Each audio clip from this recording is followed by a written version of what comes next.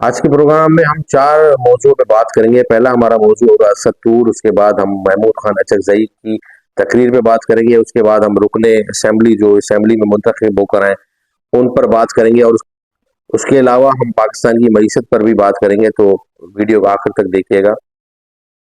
बिस्मिल्लाहिर्रहमानिर्रहीम, अस्सलाम वालेकुम नाज़रीन, मैं हूं सिराज खान और खुशामदीद कहता हूं आपको अपने डिजिटल चैनल पर। असद तूर ने पिछले 36 घंटों से जेल में भूख हड़ताल की है।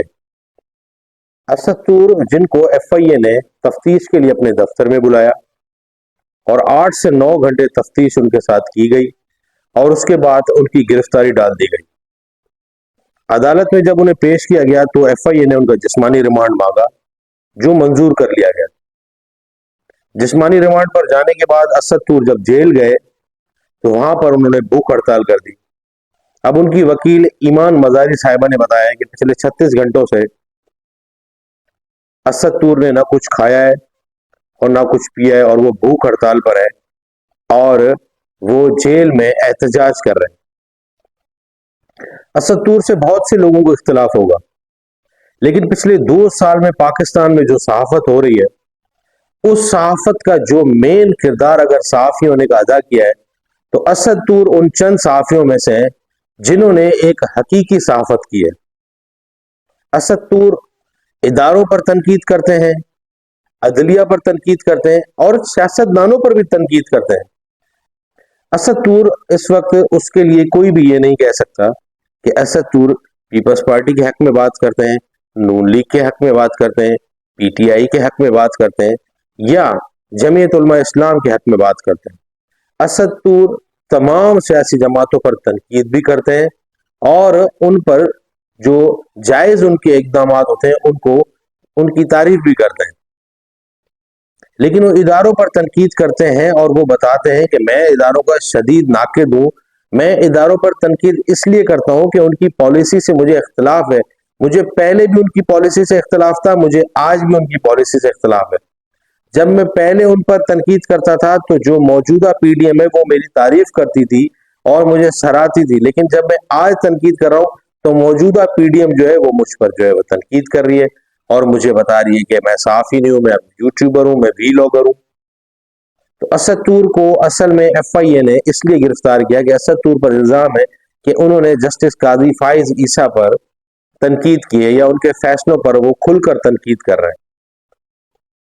बहरहाल अब देखते हैं कि असद तूर का जब जिस्मानी रिमांड पूरा होगा तो क्या उन्हें जमानत मिलती है या नहीं मिलती।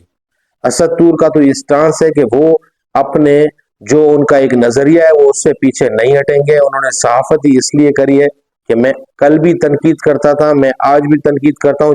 जो गलत पॉलिसी होगी उस पर तनकीद करूंगा और जो सही इकदाम होंगे इदारों के मैं उनकी तारीफ करूंगा। मेरे अपने इदारे हैं, उन पर तनकीद करने का मकसद ये नहीं कि मैं दुश्मन मुल्क का एजेंट हूं या मैं गद्दार हूं। तनकीद करना मेरा हक है। उसके अलावा आपने देखा कि महमूद खान अचकज़ई ने आज कौमी असेंबली में एक तकरीर करी। वो तकरीर जब से दोपहर से लेकर इस वक्त तक आप देखेंगे सोशल मीडिया की जीनत बनी हुई है और महमूद खान अचकज़ई की तकरीर को लोग सराह रहे हैं। महमूद खान अचकज़ई की तकरीर में बहुत से संगीन इल्जामात थे।